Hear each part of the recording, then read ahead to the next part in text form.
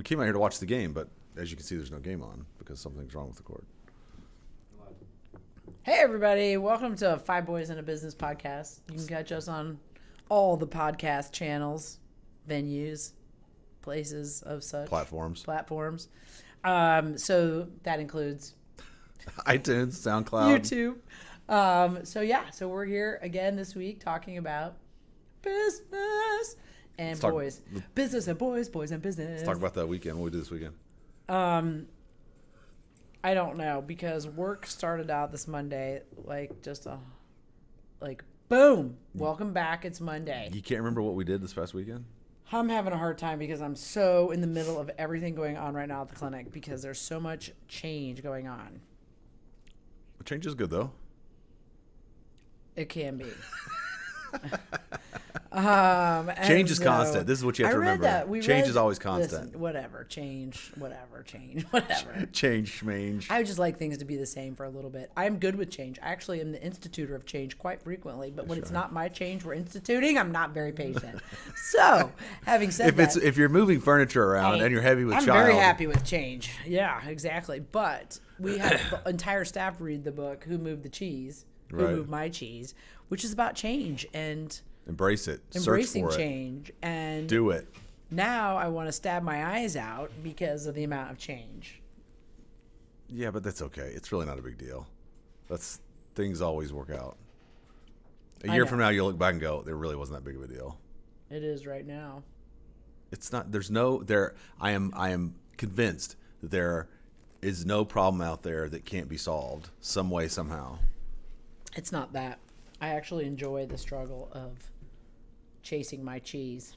Chasing your cheese? When you read that book, what was your cheese? Oh, good Lord. I don't even... The question is, did Dad even read? Yeah, I did read it. Dad did read the book because he helped come up with the questions for the I came up with the discussion questions for the book. What was your cheese?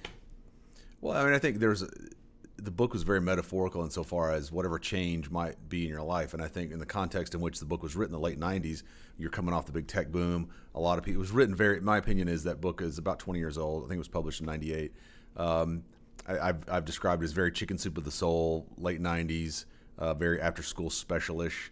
And I think, I think books of that, business books from then, that time period were very, very metaphorical, very high level. And I think from the ones that I remember reading. So to get back to your question, though, what is your cheese? I think it could mean anything. Courtney Vaughn. I have to answer this really quick because it's Courtney Vaughn. Okay. Courtney, hey, you're live. Courtney, how can I help you? You're on the podcast, so go ahead. Oh, G-rated. well, Kathy wants to go ahead with surgery. Okay, so can you go ahead and let the staff know that you got the thumbs up for that, and then they'll go ahead and get that started. Yep, sounds good. Sorry. Okay, no problem. Okay, bye. And I think the book basically was saying that when you're confronted with change, don't bemoan it, embrace it, make it work to your advantage, and do the best you possibly can. They gave the example in the book about the news anchor. I think that where they had switched him around a little bit, and he wasn't doing well. And then when he told the story, and I mean, who knows if this is true or not, but that he embraced his new position and excelled because it was changed, but he embraced it instead of saying, I don't want this change. He said, how can I use this change to my advantage to either build an additional skill set, get additional experience? It's really it's more about positivity, I think, than it is anything. Oh, no, I think the book was really good for the staff because I am a person who institutes change a lot because I'm always trying to be better. Right. And make the place as good as it can be, so never settling. Oh, sure. But at the same time, I know that is stressful. So we were reading the book to help them deal with that, or even in their own personal lives, right. Try and manage change, whether it be now you're no longer in school, you're doing this, or, whatever the challenge may be. Yeah. I think one of the most powerful things I ever read as a younger person was Stephen Covey's the 7 habits. I think it was highly effective people. Highly effective people. Yeah. And I think one of the things that stuck out for me in that book was that the things that you do are always your choice. So you're choosing. So for instance, let's say you're in a job you dislike. You're bemoaning the fact you're in a job you dislike. Well, you're choosing to stay there because the alternative, which is to quit or otherwise move on, for whatever reason, doesn't move you enough to want to take that corrective action. So that's empowering because you say to yourself, I'm here because I'm choosing to be, not because I'm forced to be, or I'm a master of my own destiny, so to speak. So that it's a very empowering paradigm shift. It is, absolutely. So that was me bemoaning. what? Change. But you're choosing to be here. I have no choice in the matter. What? I am here because I am here and I love it. Every single minute of it, baby. Bring it on. Okay. As so she says with a smirk. back to your, I actually do love it. So, but I also have a lot of my own anxiety in regards to disappointing people. And that is I don't want people to be disappointed, whether it's a client being disappointed in something that's happening at the clinic, whether it be a family member, one of the boys, because I can't make it to an event, whether it be a staff member because they thought they were going to be doing this and now they're doing this, or they're working later because all these clients. I know you're shaking your head. That is I'm agreeing. that is my stress. I'm agreeing with you. I'm and agreeing so with you. that is why It's- are you no, laughing? You're no, laughing at me no, because it's- that is true. Put your mic closer to where you're talking. It's No, like you're talking at that, so put it towards like this. Like that. Not Wow. like that, like this. Okay. So I No, think it's that it's that very is- interesting to see how people view things differently in many ways sometimes. What? Yeah, that is not that. What are you saying about me? Because you're saying, "Oh, stop crying," and just No, of course not. I'm saying that it's interesting people's take on certain things is all. It's very distinct and very different. Oh my word. Is that good? Check, so check. that is the thing that is my stress. So that is why I like on today when I'm like running around with my head cut off because you're Right. right. It is no big deal. It all gets done. No. I didn't say it wasn't a big deal. I think if you're feeling it, it's real. And that you're feeling that for a reason. I think that whenever someone says, whenever you try and minimize someone's kind of not worldviews are wrong, their perception, I think it's wrong. They're perceiving it. I mean, for a reason. That may, upon reflection, they may look at that just like we all do. Look at that perception, over time and go, that really wasn't the correct perception. I wasn't maybe approaching it right. That was what I was feeling, but maybe that was because of something else. So I don't think that's wrong at all. I think if you're feeling it, it's real. Yeah. So. Oh, I'm feeling it. But I do think, though, sometimes you can overwhelm, not you personally, but people can overwhelm themselves with the collective weight of everything instead of Well, it can up paralyze here. you. Yeah, I mean, instead of looking at things from a very high level and saying, whatever it is, how can I attack these things that bother me, or what can I do to maybe delegate or otherwise take some of that pressure off so I'm not managing this issue because I've delegated it out. I think the most recent book we read, The Extreme Ownership, one of the things that really spoke to me in that book was you really can't manage more than maybe 4 to 6 people. You just can't. So that's why when you look at an org chart, that tree comes down because every individual is over a limited number of people. He gave the example in the book about an office where one guy was managing 25 people, another guy was managing an office of like 5 or 6. Right. And the 5 or 6 office was more productive than the 20-person office. Right. Because it's just, it's impossible. From our experience here, you try and have someone manage too many different aspects. It's a nightmare. Yeah. Because you can only be in so many places at once. There's just always with these types of scenarios when the clinic is growing, when the clinic is doing well, when we are trying to affect so many people's lives, again, whether we're talking about the employees or the clients, there is just a lot lot of wheels that you're trying to keep spinning, a lot of plates. Well, I think you're trying to keep spinning. I think too, it's difficult because. Oh yeah, sup Tiff? Huh? I think when you have a business though that you start from like we did, from the ground up, from a piece of paper to an ongoing concern, it's because you get so used to wearing so many hats, you have to consciously. I think over time it's just too much. You just can't wear all those hats anymore. Good example. There was a guy I talked to. Well, it's a different thing. A guy had started a company and where they consolidate clinics, and one of the guys that started the place, they eventually brought in a CEO because the guy said he couldn't do it anymore. I mean, the founder couldn't do that job anymore. It was just getting too big. So you had to bring someone in with that expertise and that skill set to be able to run an organization effectively. Right. And I think that's very typical for most startups. Is eventually you have to figure out where your lane is and then delegate out accordingly. Right. So. I know where my lane is. What's your lane? You said you knew it. I think you're a great coach and a great mentor. I mean, you're a great veterinarian, but I mean, I think that I've listened to you with other people, and I think that's really where you're great, is coaching people. Well, thank you. I think so. Seriously.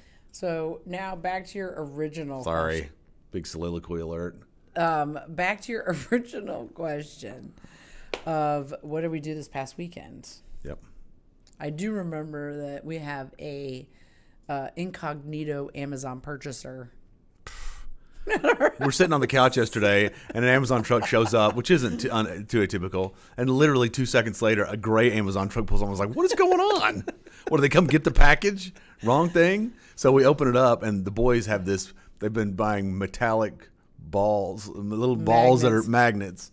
So, and Johnny comes down last night. We're on the couch watching that show, and he took the metallic balls and he made earrings. Oh my God! And I nose needed rings. to take a picture of that. I didn't take a picture of that, but somehow, rings. Yeah. I know how, probably because it's all automatically like synced to our phones.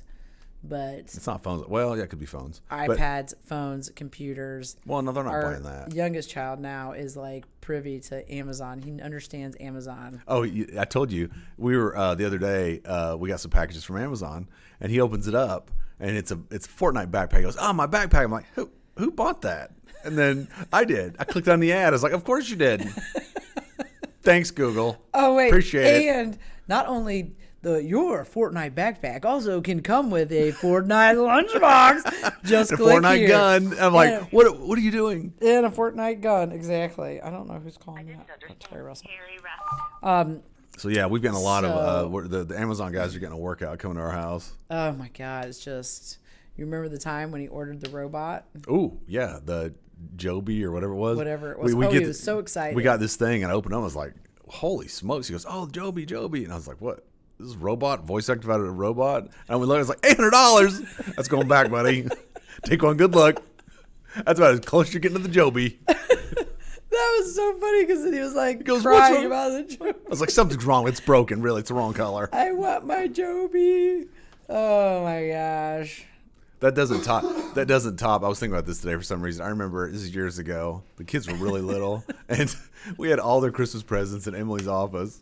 And we had put together this. We bought Trevor, our second boy, this really cool pedal fire engine, fire truck, and it was sitting in our office. And I brought the kids up here one day, just not thinking, Trevor goes into the office and say, "Oh, well, this is so good." We're like, "Oh no!" She was so much like, "What are you doing?" It was so cute. He was so excited. Well, I knew he was gonna like it. And he was like, "Ooh, is this for me?" And I was like, "Oh, no, that's not for you. That's for another boy." What's his name? Strangely enough, Trevor. What's his Oh, my last God. name? I was talking to Doug Wall and Dudley the other day about Calvin or the boys in general. I was like, it's a wonder they're all still alive. I know, right? I mean, Jeez. we've got so many stories of like near-death experiences. And I can't remember why we were talking about it. We were talking about it for some reason. And then I just started like listing all the things. I was like, oh yeah, and then there was this, and then there was this, and then it dawned on me. I was like, oh my God, it's a wonder that they're still alive. Do you remember when Johnny in the backyard, he jumped his bike and came off? Oh my God. He's laid there like, "You okay?" He goes, "Yeah, it hit my effing head." He was like, I'm thinking, because Do you remember that? And he had like a was tire laying there. print, didn't he have a black thing on his forehead? But he was laying like a dog. Yeah, he was like, ugh. like, his arms behind him. Like they weren't Right. even up above him like this. Yeah. They were like back below like that. Like I was like, what did Sam have? Can I tell you a funny story? I may have told this story before. Oh, when I was God. about 15, I lived in Knoxville, and I was going on this road. It was no sidewalk or anything. I was riding my bike down this road, and I wasn't paying attention. I was coming back from my friend's house. It was down a hill, and I was coming out there, and I veer off to the left. And I go into the ditch, and right before I come to a stop, something hit me right on the forehead. I was like, oh! And this car pulls up full of young people, and they were laughing their head off. I was like, "You okay?" Okay, I guess so. And I get home and I look, and I literally had a tire print on my forehead. It's a true story. Your stories are so funny though because you do some of the craziest stuff. Oh my God. God. We had this one time. It's true. Another true story. One of my buddies, best buddies from high school, John McGowan, he had gone and gotten a two-seater. I've told the story before. God. This two-seater 2-seater go-kart, and his dad, Robert, had an old, 20 horsepower Briggs & Stratton thing off of tillers with lots of torque. So they hooked this thing up. And this guy, Jace, was over there. I think this is in Chase. I can't remember. Well, he was on there. There was no brakes, no anything. So we were testing out, and Chase is sitting on the go-kart. So John cranks it. It comes on. It linkages. Everything it was stuck wide open. Chase had no way. So Chase is just driving around the yard. Tires are throwing up dirt. Oh, my gosh. Until we've caught him. So it was great. Yeah. Lots of stories. Well, that's what they say is wrong with America's youth now. Yeah. Is that they don't get out and do things like that. Like burn down Like- fields, set things on fire. Hey, listen. The burn down field thing. My mother said later that she was glad it happened. Thank God. Yeah. There are certain events in your life where terror is struck into the heart of a person, and that was one. I was thinking about that the other day, and what exactly happened. I had a box of matches out, burning patches in the yard like you do. Because that's a good idea. And it was windy, and I was stomping it out. I'd burn, I'd stomp it out, and I let it go a little too long. And it gets on his hedge of honeysuckle, and I was like, oh. So I run back to the house to get some water, and I never get turning around, and it's like flames. I was like, I'm dead. and my Oh God. so anyway, it was a bad wind advisor and all that. So Of course, that's a good time to be out burning. my mom gets hold of my grandfather, and the fire trucks come, and my mom's like, if they charge us that, I'm gonna kill you, because somebody called the fire department and they saw the smoke. Oh my God. So my grandfather tears into our driveway in this old Dodge government pickup truck, and jumps out with a broom and a rake. He's out in the field. Oh my God. So cut to 20 minutes later, the hedge is like this. It was just smoldering. It was a barbed wire fence that just been overgrown. Did the firefighters put it out? No, they kept going. Oh, they kept going. It pretty much just burnt the hedge, Okay, got it. but it was hysterical. So Oh my God. I just remember running in. Jared always makes fun of me still. He said, you came running into the house and yelling at Mom to call the fire department, because I was, I don't know where this is going. I have no idea where this fire's going. Around half the county. Oh gosh. So anyway, that's the burn down of a field story. That's good. We got lots of them. So What did you? Oh, go ahead. We did something last night. I must say, I don't hear you laugh this consistently. We watch a television show, but that show last night was hysterical. We watched Harrison. Have you seen the Derry Girls? Netflix. Derry. It's based in Ireland, Northern Ireland. Northern Ireland. My little sister told me to watch it, and It's funny. it is freaking hilarious. Now, I don't know if some of the humor is, I think it's hilarious because I lived there in Yeah, Ireland. yeah. So then it's like remembering how they talked or the specific words they used for specific things. But I mean, it was hilarious. In the end of the second episode, I won't give too much away, but they're in detention. The girls are in detention, hilarious. and they go to a Catholic school. There's 4 girls and a dude. And a dude. And so and the guy. And so anyway, they're in detention, and this old nun, very old, she's reading this girl's diary, and then they go, and then it shows a cut of the nun with her head down on the thing, like she's asleep, and they go, and they're all like, we're out of here, we're leaving. And they're, because the nun's asleep, so they go up there and they go, don't you like how she sleeps with her eyes open? And she had passed away, and that moment the head nun comes in, and they all get in trouble. It's so funny. Oh my gosh. But the guy in the story, it's an all-girls school. And he's English. And he's English, which is not well thought of in Northern Ireland. And so then Which I think you have to get that. I mean, you have to Right. get that the English, for whatever reason, I mean, they're not liked. Yeah. And so he gets sent to this all-girls school. Yeah. He's trying to find a restroom. And he's like, I have civil rights here for you. She goes, and as he's Is talking to there her any head, restrooms for men? And she's like, it's an all-girls school. he goes, so there's no toilet. He goes, nope. Nope. And so he's What do I still do? couldn't the entire day. He couldn't have, it was hilarious. I thought they did a loved really it. good job. It's very tightly written.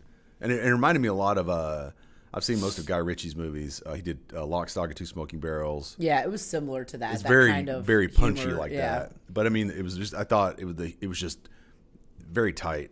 Very unlike some American shows where it's a bit slower. I thought And the then humor was we good. watched the Colts game, We watched the Tennessee game the night before. which Let down. let down. Kevin said, yes, I am on at the right time, finally. Kevin Self. Wait, aren't you teaching children right now? Oh, wait, might be his lunch hour, so maybe he's not. Maybe not. Yeah. Yeah, Kevin, you got to watch that show. It is hilarious. Yeah. You and Jessica would think it's very funny. What's great is they're only like 25 minutes. Yeah, so you can watch like 3 or 4 episodes. Yeah, you can just watch one and move on. Or That's whatever. that's what's fascinating, I think, about the way the Netflix models, the on-demand models of content distribution is that.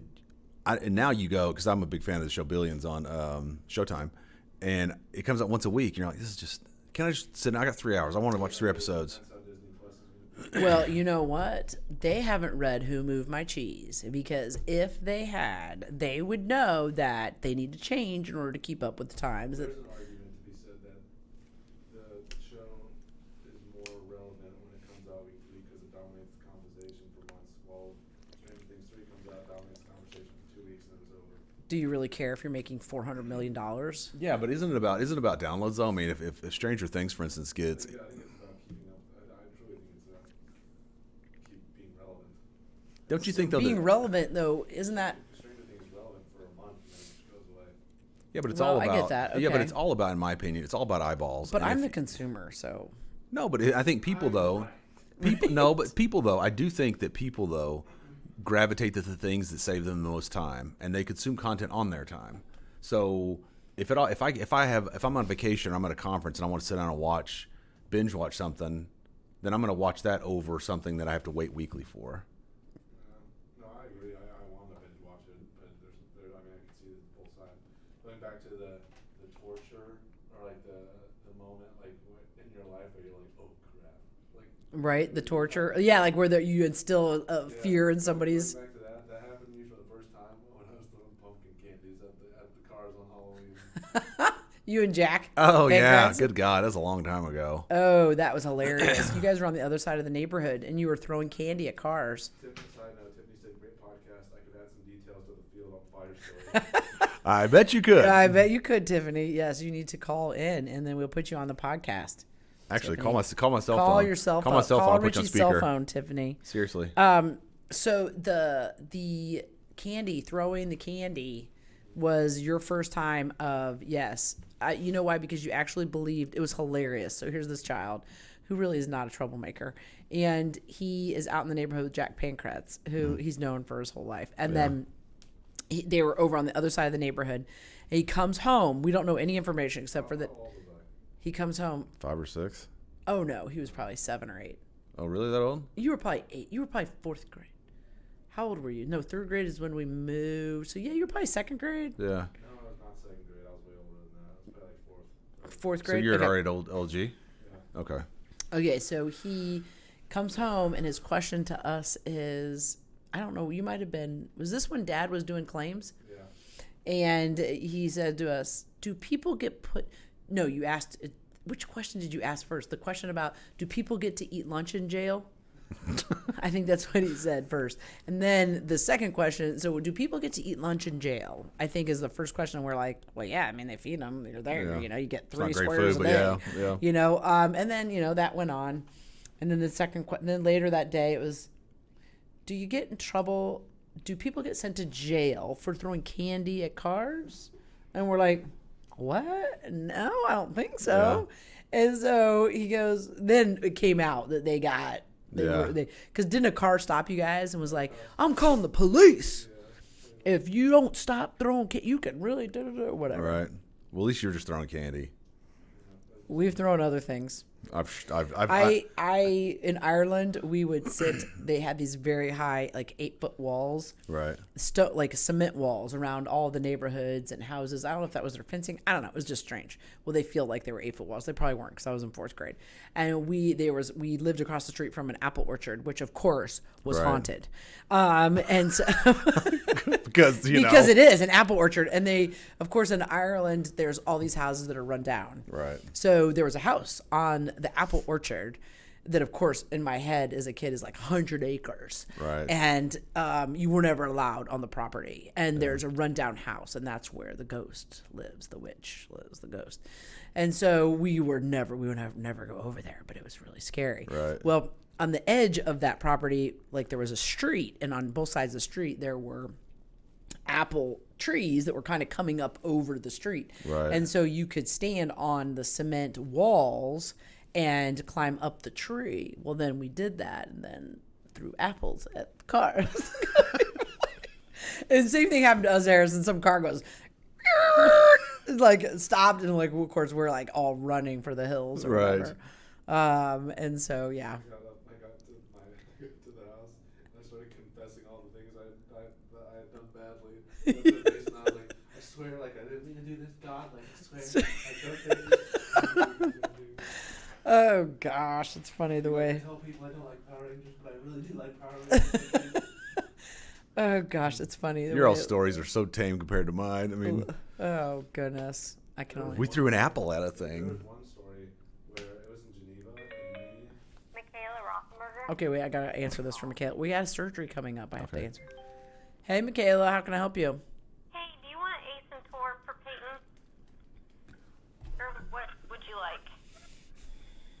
Probably, yeah, that will be fine. Okay, thank you. Yep, okay, bye. there was me and Matt were in Geneva. We were hiking on this trail, and there was a very steep way down to the river, and there was just like there was like a little shallow bay, like it had been somewhere like nice, like just like splash around. Right. And she's like, "Don't go down there, like it's steep, like you're gonna fall." I was like, "Babe, I got it." I was like, "We're fine." And so I had her backpack with all of her stuff in there, like passport and everything. I end up going around the way, like making it halfway down the hill, and I slip. I start like running down the hill, Jeez. and there's a tree, so I literally latch onto it. And so the tree was so smooth that I slipped off, like I did like a woo, and then like just like did like a full like 180 like right, like down into the river like face plant. Oh. I looked back at Madeline just like, oh, like that was her face. She was like, "Are you okay?" I was like, "Yes, I'm fine." She was like, "You have all my stuff in my bag." I'm glad you went face first. Yeah, no, I almost lost my glasses. I had scrapes all on my thighs and whatnot. And when we got back to the apartment, she was like, "You're so freaking stupid. You could really hurt yourself. We're gonna be around." Oh, gosh.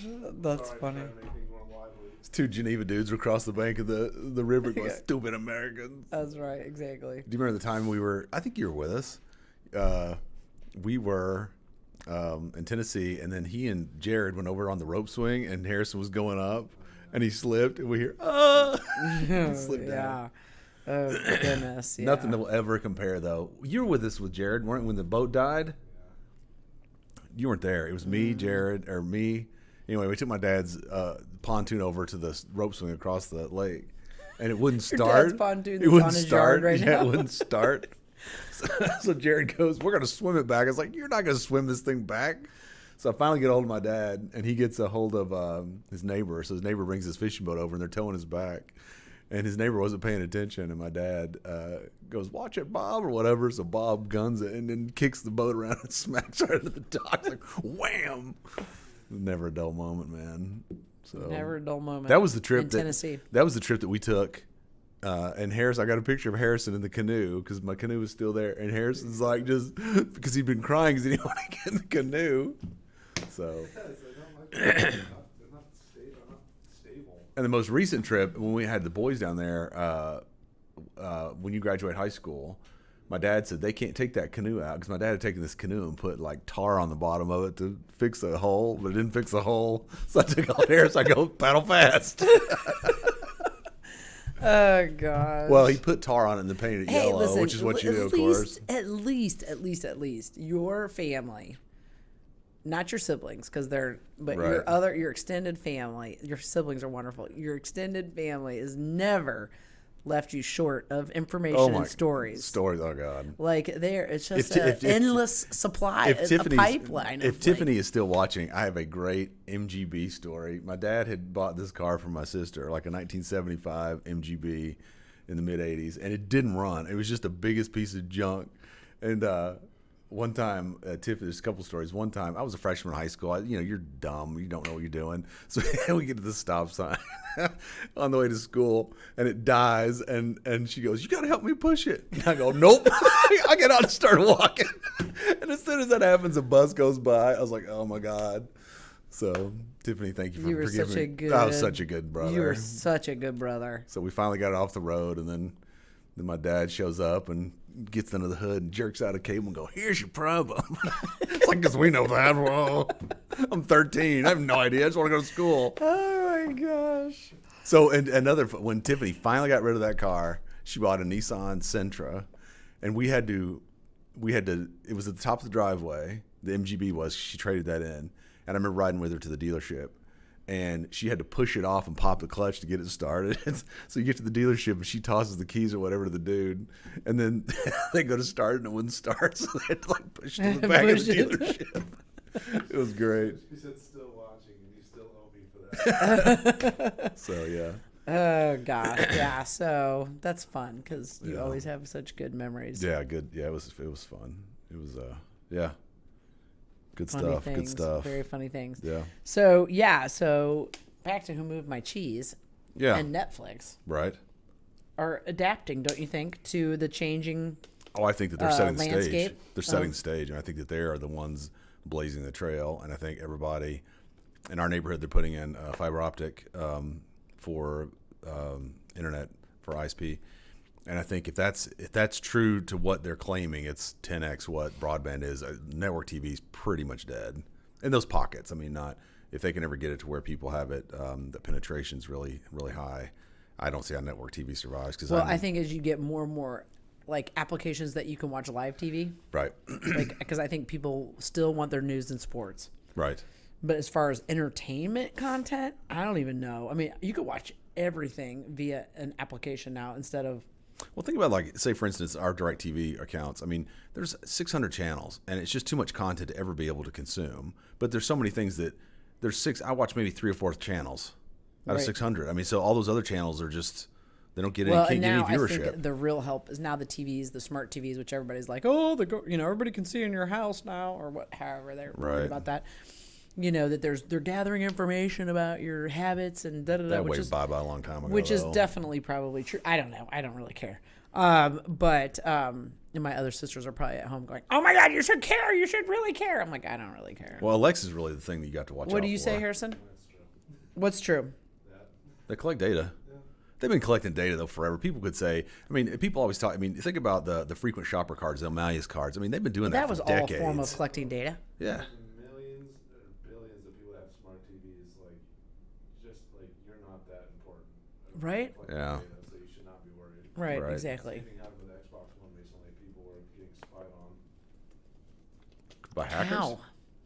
through or was it Xbox? Might have been another application device. It was they were like listening. Oh, that's just weird. I think that's what. So they're saying that. I think they're saying with the device, or what I've read or heard someplace was that you need to unplug it. Well, it's not secure. I mean, I've heard. Isn't I've that heard right, Harrison? Like something like with the Alexa and stuff like that. Like you're supposed to make it so that I read an article about that. because it's always listening or something. The rings that the cops are handing out ring units. Police is something because ring you can take that data for to prosecute people. Oh, you mean like the ring, I'm like the butchering company, that. the company. I'm ring. yeah. So I'm you probably mean they're putting butchering them that. in all over the place? Well, I thought I read that there's law enforcement's handing them out in certain neighborhoods. Because then they can, if somebody's getting I'm probably broken into or something yeah. like that. I'm gonna get a viewer going. That's not what's going on. That's probably true. I could swear that's what I read. That there's some connection between the data that Ring is collecting and law enforcement. Huh. Not in a bad way. I mean, I remember that there was some connection.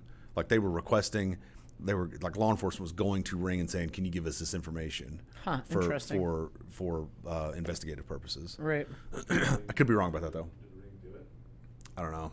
Well, Ring's part of Amazon, aren't they? Because Apple. Isn't Ring part of Amazon? People go to Apple for investigative stuff and be like, "Hey, we have this terrorist phone. Will you open it up?" And they'll be like, "Nope."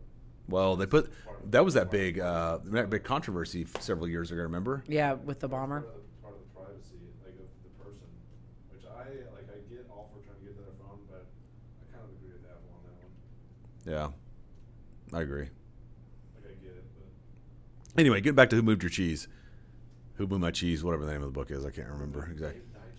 Who You Moved never Thy really Cheese? answered what your cheese was. Good Dad, what's your cheese? What's your cheese? I asked you first. I think things are so complicated that cheese can take many different forms. Well, yeah, exactly. I think So it's not just one thing. right. It's Well, in strategies. this part of your it's- life, it's this. In this part of your life, it's this. Yeah, professionally, personally. I mean, there's all kinds of things. I think the thing to keep in mind is that always be prepared to be in a constant state of motion, either metaphorically or literally. I think things are always changing, and to think that the business world or the veterinary world or any industry like that's going to remain constant. It's in today's the speed with which things occur today.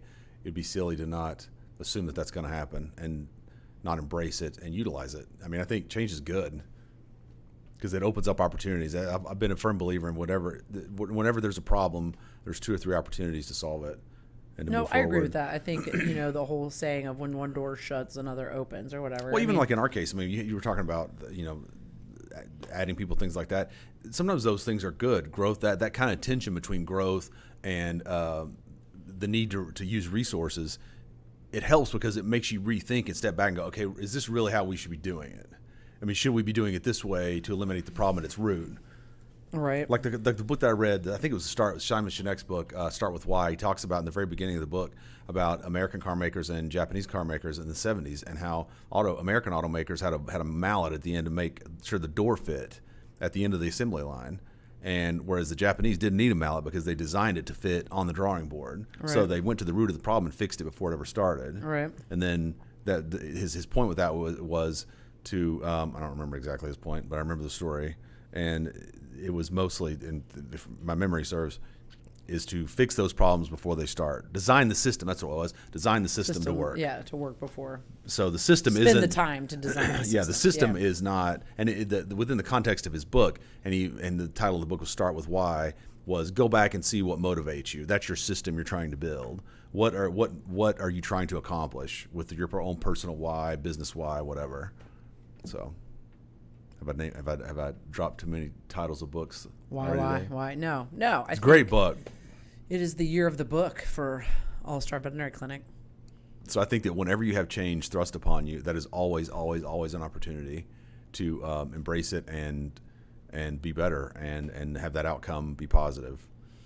Yeah. No, and I think we've had people, graduate, if you will, from All Star Veterinary Clinic. They've moved on to other things in their lives, which is I think a huge thing that we're really proud of. The fact that we can give them a place of employment, they build skill sets and knowledge, and then they're able to leverage that and propel themselves to the next phase of their life. But at this, which I mean is like one of our goals. That is it. That is one of the pillars of the clinic, is to accomplish that. But at the same time, that it's like, okay, well now they're leaving, and you're like, oh, I'm gonna miss that. Like you miss the people. Oh, you sure. know what I mean? That Yeah. graduate, that are now alumni of All Star Veterinary Clinic, are like, oh, you enjoy being around those people, and so Sure. then the change of not having that personality at work, or not having that person to,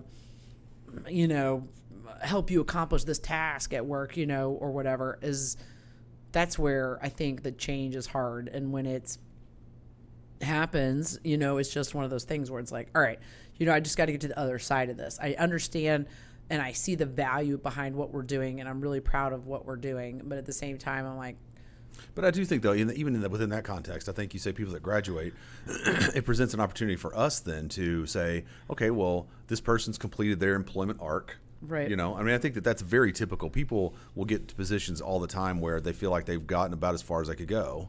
No, and they I have to agree move completely. laterally. And I choose to look at it as it affords other people opportunities to grow. So, Whether you're bringing in a new person that you can influence or affect, Right. and grow that person so that once they've left the clinic, they're better than when they came, Mm-hmm. in their personal life and their professional life. I mean, I think focusing on that is, Well, yeah, it's an like, opportunity. okay, that's really cool that we're able to do that. It's just some days it's like, I know. I think that's what's frustrating sometimes is you want that, you crave that, not you, but just everybody, you crave that kind of calm. yeah, I don't have to worry about this. I don't have to. But I think that I talk a lot about this in our meetings is you have to be always being proactive to build that employee pipeline, potential applicant pipeline. Because if you don't, by the time I said this to somebody, I was on a phone call with Alexis from VGP, and I said, I always think that if you're waiting for somebody to quit to look to fill a position, you're probably waited too long. Right. You need to always be looking so that if someone leaves, you're like, oh, well, what about so and so, or what about this person, what about that person? And it's a very time consuming task. So hats off to the people that are. I agree. It's very exciting. I'm super excited for those people because we did what we said we were going to do, and they did what they said they were going to do, and it's just another chapter in their life. And I think as the organization grows, I mean, the clinic is very different today than it was 5 years ago.